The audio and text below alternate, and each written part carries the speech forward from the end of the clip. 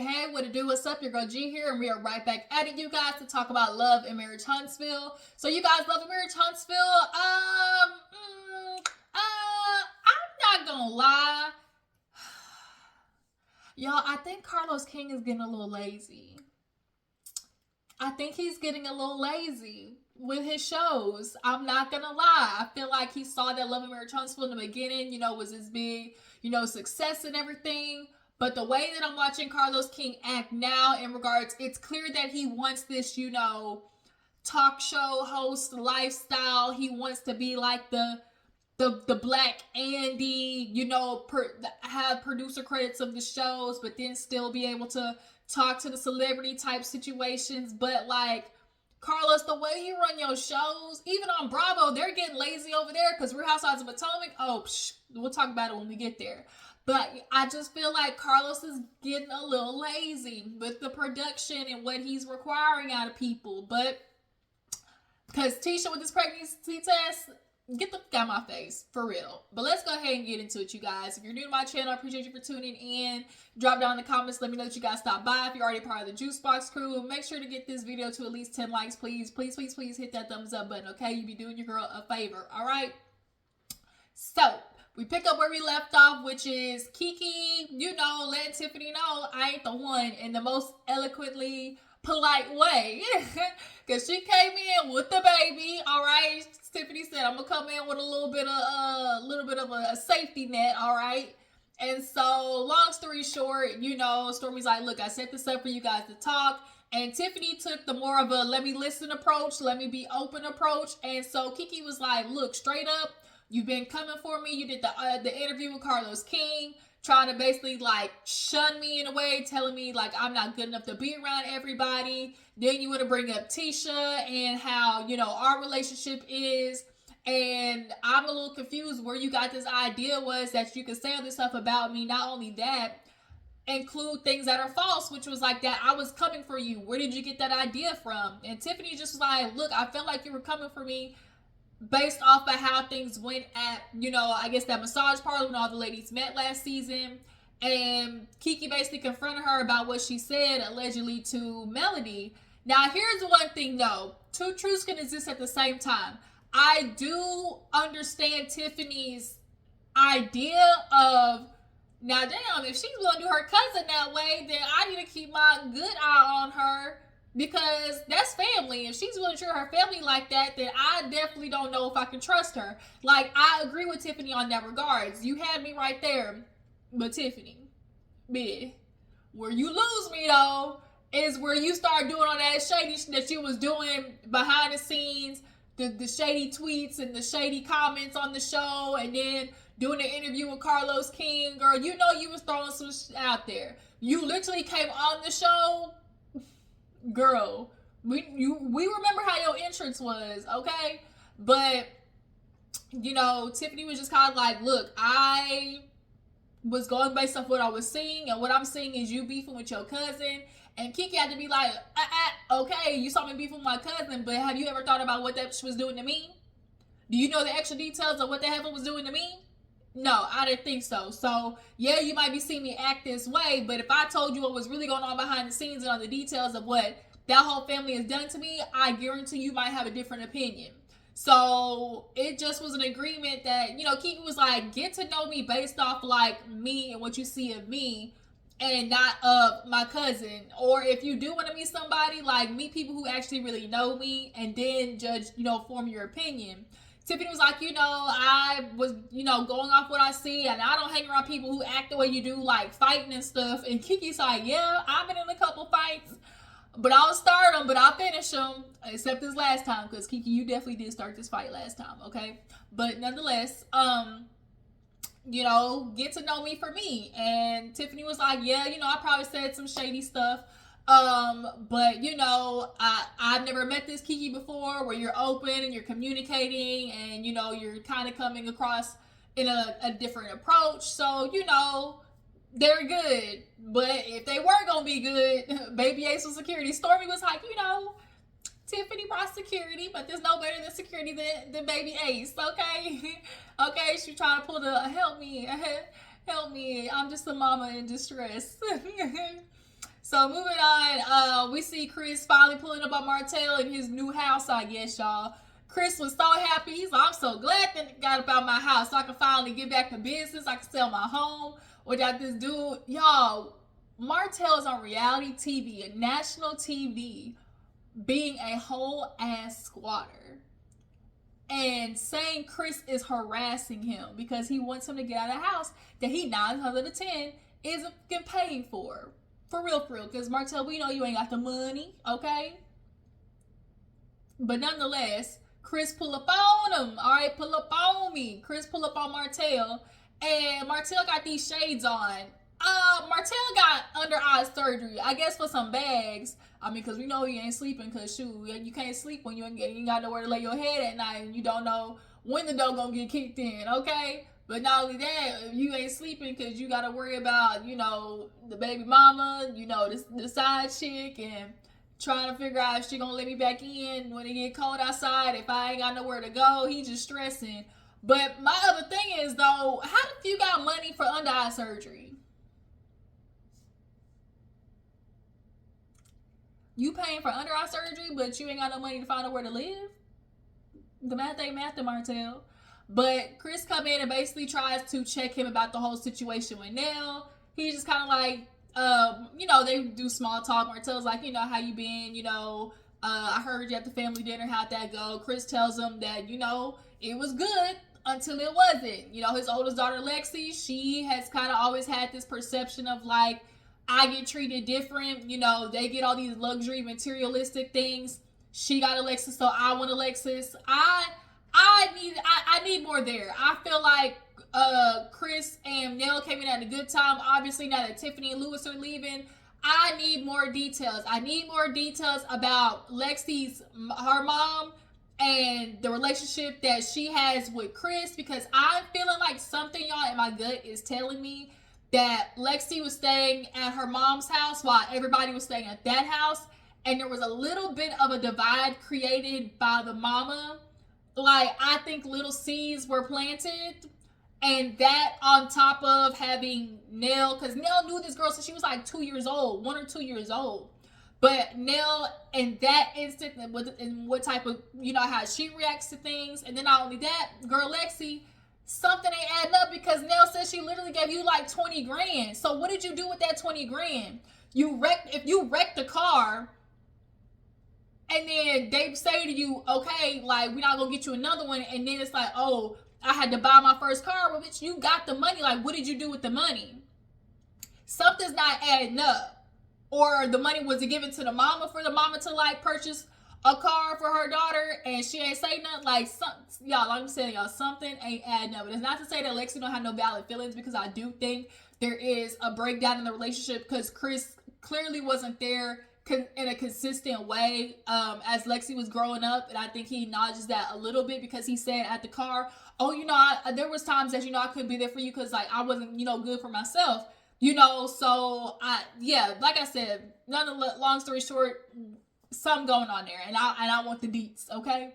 But yeah, it was good till it wasn't, and so Martell's like, yeah, these kids just gotta try to, there's a way to talk and everything, getting your point across without being disrespectful, because that's his thing, disrespect, okay? So, speaking of disrespect, Chris was like, Martell was feeling type of way, like he was coming for her, and he was like, look, I ain't for no woman being overly disrespectful, at least not to no man.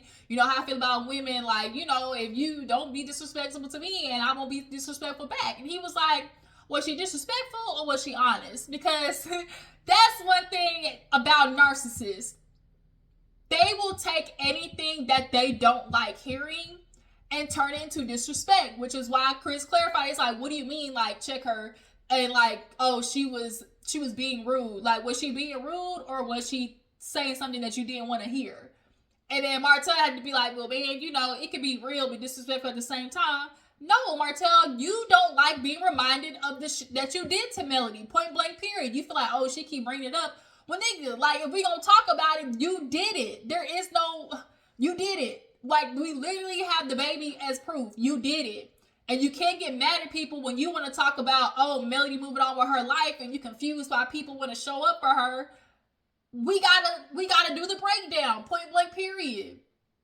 So yeah, you want to be mad that Nell was like, he's like, yeah, you just always she want to take up for Mel and say stuff like that, and it's like, man, you know you wrong for bringing that up, especially at a time like this, it's just I just find that to be disrespectful, and it's like nobody care about your feelings, Martell. Because you definitely wasn't caring about your wife's feelings when it was COVID, and you would still take your ass out to the gym,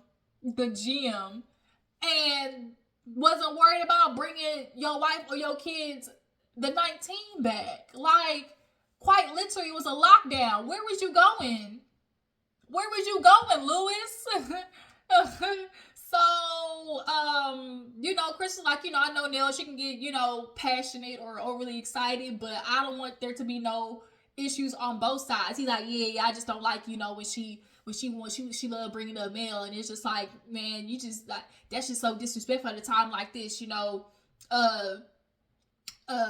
he was like, it's just always gonna be like about Mel. You want to bring up my cheating and everything and my infidelity, but don't nobody want to talk about, Melody Holtz, what she would do, how she was cheating. Martell, shut up. Nobody believes you about Melody cheating because it's been a whole divorce process and you have not brought any factual receipts about Melody talking to another man. Her entertaining another man when she moved out the house and has her own apartment just because y'all were technically legally still in a separation or whatever, it don't count. So shut the fuck up. And if she did cheat on you, it was about time she got her lick back. By the time she did, you had already been on it times 3. So it was about time. So nobody cares. But nonetheless, Chris was like, yeah, you keep saying Melody Holt. And he was like, oh yeah, because her name changed. Yeah, you went to the party. I guess you was doing it up, huh? And he was like, I mean, it was a nice little event. It was nice. He's like, oh yeah. See, she Melody Rogers. We see what side you taking. Martell, it ain't no sides. That's what you keep failing to realize. Martell has one of those mentalities where it's like, if you ain't for me, you against me. And that's not how life works. Like, they met you guys together. So you can't expect them to admonish a relationship with Melody, first of all. And then second of all, you look how you did them. Are you forgetting you subpoenaed them to court without telling them? Do you think that they really should have loyalty to a man like that? With a man, but not really a man, because you can't even afford your own lifestyle, let alone afford to really take care of your kids like that, which is why you're trying to take Melody to court for full custody and child support? Like, let's not.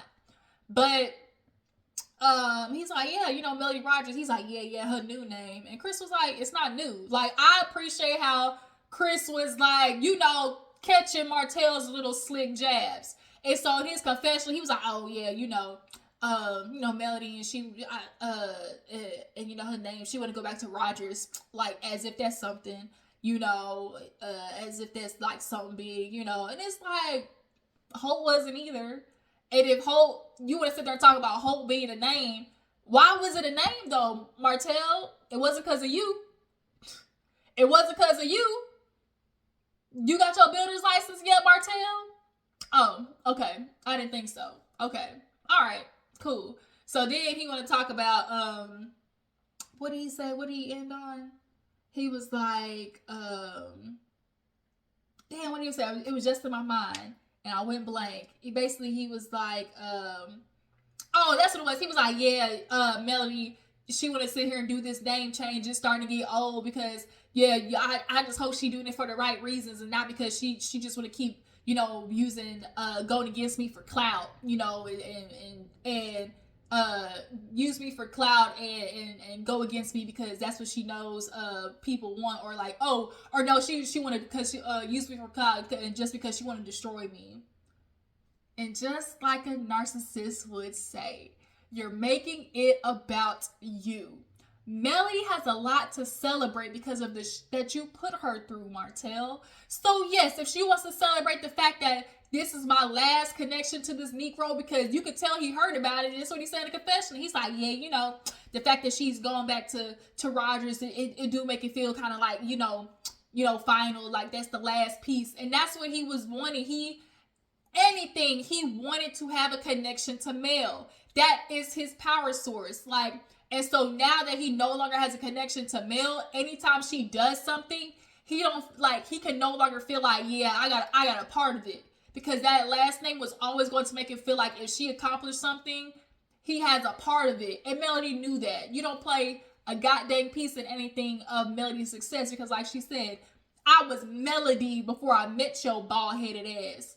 So yeah, it ain't about you, Martell, just like a narcissist would say. So Tisha and Kimmi, they go meet up, do a V-steam. I've always wanted to do one. And Tisha missed me with the pregnancy test. She told me, oh, I wasn't feeling good. And Kimmy's like, bitch, your husband got a vasectomy. Girl, miss me. That's why I said this is where Carlos was getting lazy. Like, just trying to fill the scene with some stupid shit. But they basically just started talking about, Tisha's stress. And she just kind of like, and Kimmy's like, oh, this would have been a nice place to get up all the girls, talking and whatnot. She was like, no. And Kimmy's like, why? She's like, because I'm just sick of it. Like, I'm tired of talking about KeKe. And Kimmy's like, well, what do you expect? Like, you can't expect us not to talk about a girl that literally just threw a drink in your face. And Tisha's like, well, yeah, like, okay, talk about it, but, I just want to have fun. I don't want to talk about it. And then Mel, the last time, it just seemed like she was digging and digging. She was trying to say, like, oh, well, was it more that you were talking about? And, what was said? And Tisha took Melody questioning her as, oh, Melody saying, like, oh, it was your fault. But no, Melody wasn't questioning to the extent of, like, blaming you for getting the drink thrown in your face. But Melody was definitely asking the right questions of, oh, what was it that was making the situation tense between you and KeKe? And you knew that. You didn't want to address the fact that she knew that KeKe and you had a conversation of, like, what was getting y'all there to that point. But that's neither here nor there. Well, it kind of is, because what is getting to the point stressing out is your husband. Tisha want to sit there and talk about, like, I don't know what's going on. I feel like I want to go back to being a stay-at-home mom. This is just stressful. Then she's like, the Black Expo, and then Kimmi was like, well, that's also something Melody was talking about. She kind of took it personal about how you didn't want to, like, at the expo, it was like, oh, when everybody else was saying something, like Melody said, it's cool when they do it, but it's a problem when I do it. And Tisha wanted to be like, well, no, it wasn't even about her. And it was like, bitch, yes, it was. You wasn't trying to accept no criticism from Melody, point blank, period, because what she said was absolutely valid. And Tisha, the only reason half the time that you be catching flack is because of your dumbass husband. And that's the unfortunate part, because Tisha low-key subconsciously knows that. You're sitting here dealing with, like she said, I'm in an apartment. I done had to downsize twice now. I'm in an apartment. The home we were in, we're renovating. Then on top of that, building a home. The shit isn't making any sense. Why are you renovating a home when you have a home to build, to move into? Marceau has created a mess, and Tisha, trying to be the good traditional wife, is riding with her man and catching the strays, and Marceau is not considering that because he wants to stick with this, like, oh, I'm in charge, I'm the leader, follow my lead. But sometimes you dudes gotta understand, y'all aren't great leaders.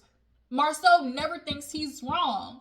Marceau quite literally resents the fact that Tisha did want to go out there and do more. Tisha's like, I thought when I had Mila, I'd just be a stay-at-home mom, but then I wanted more. But then when I got out there, I just feel like I'm keep getting beat up, but you keep getting beat up because your husband. Real tea. Yes, of course, some of the things that you have done, but for majority of things, like some of the stuff that you've done is on counterpart of your husband. So it's just kind of like, I do feel bad for Tisha a little bit in regards to, she's like, I'm yelling at my kids more, and that's what you don't want. Like, being in a shitty marriage, like, rolls out to your kids. And so she's like, I don't want to be yelling at my kids. And, not only that, if Marceau was saying we need to go to a counselor, shit definitely is up. She's like, I want to go see a life coach. Tisha needs counseling, Marceau needs counseling, but we know he's never going to do that.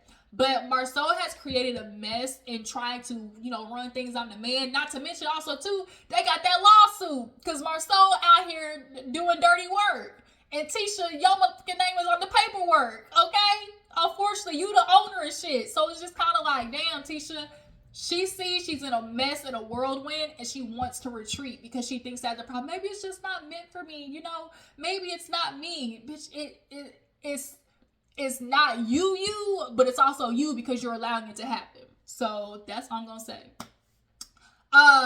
Chris talks with his son. I really do feel bad because his son, you can tell, is just lost. Chris just kind of talks to him about, after the dinner, what's up? Like, we don't see you, we don't hear from you. He's just, man, I just be trying to be to myself because every time I'm around, it's just, y'all got something to say. It's criticism, a lot of opinions. Then, Ma, she don't want to give me the dog back. But I like how Chris was like, yo, you're not getting your dog back because you went to jail. And because of that, we had to get them. Not only that, pay for them. Like, so you got to man up and be mature, understand like there's consequences for your actions. I can definitely tell that those dogs probably were a lot of emotional support for him, which is why he wants them back. But hey, for every action there's a reaction. You got locked up, my nigga, okay? And that's just not cheap. And they bailed you out when they probably shouldn't have. But he just kind of talks about, man, I don't really be sleeping. I'll just be getting up and walking or whatever. I'll just be out. And when Chris did ask about, okay, like, what's your plan? He's like, well, I'll be in the studio. I'll be in the studio, but also something else. Like, it's clear he's just trying to find his path. And everybody has that moment where you be lost and you be like, what am I doing, And he has that on top of, him slightly acting out and then not really wanting to take the constructive criticism from his family, because when his dad was like, well, can you not see, like, maybe as a family we see something that's going on with you? And he's like, well, we all got problems.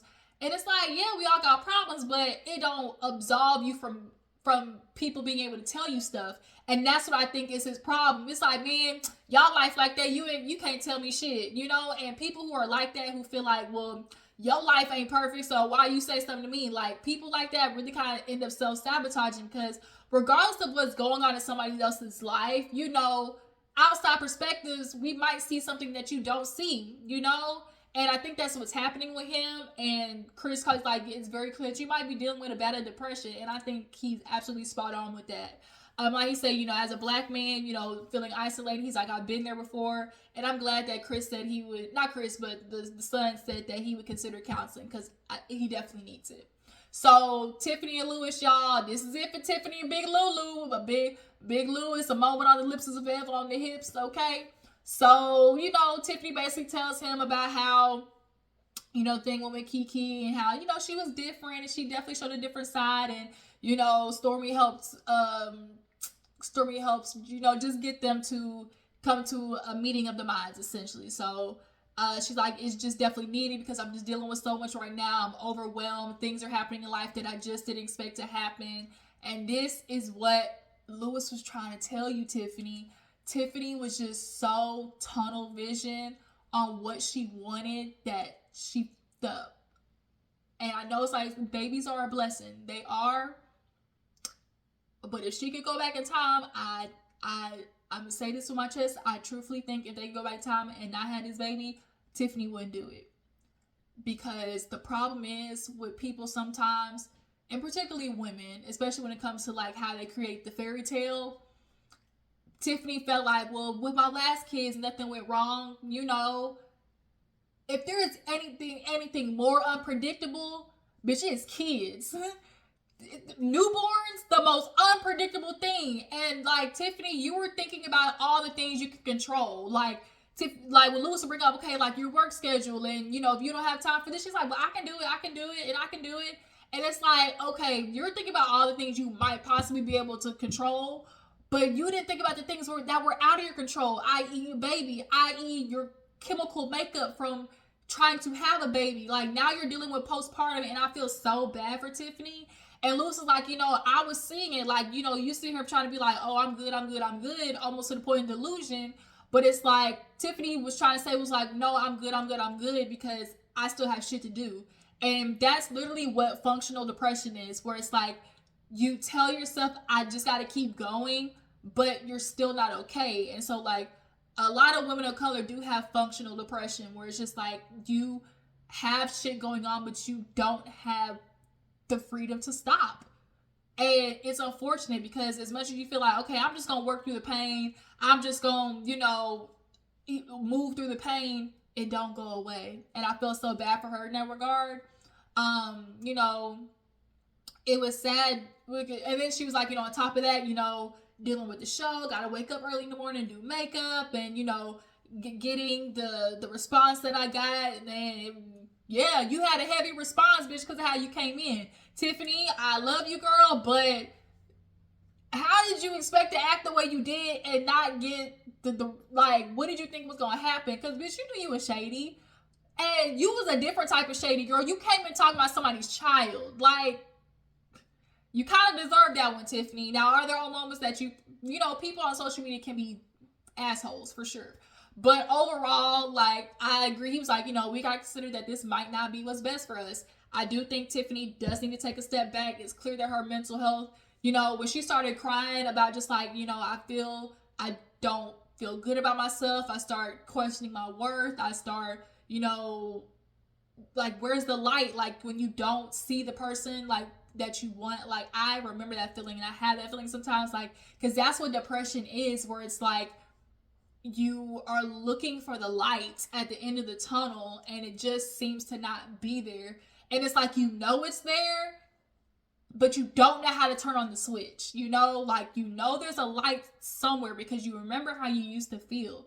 But it's like you're feeling around in the tunnel for the light switch, but it's dark. And so it's like you just don't know how to get back. And so when she started crying, I really felt for her in that moment, because depression is definitely something that I struggle with. And for her to be in postpartum and then having to deal with the baby, like a brand newborn baby. And I do feel like Lewis too kind of regrets the fact that he gave in and trying to give Tiffany what she wanted. Y'all fucked up. But the baby's here, and I just hope y'all improve. But y'all, that's closed curtains for Tiffany and Lewis. But that was the Love and Marriage Huntsville, you guys. I appreciate you tuning in. Y'all tell me, are we gonna miss Big Lewis and Tiffany? How do you guys feel about Carlos King in general with his reality TV shows and Love and Marriage Huntsville? And what do you guys feel about Tisha and how she, you know, kind of is revealing like she's feeling overwhelmed with all the shit that she's got going on in life? You know, is Marcel possibly to blame about some of that? But I appreciate y'all for tuning in. Y'all make sure to follow me on Instagram and Twitter, and I'm gonna catch y'all later.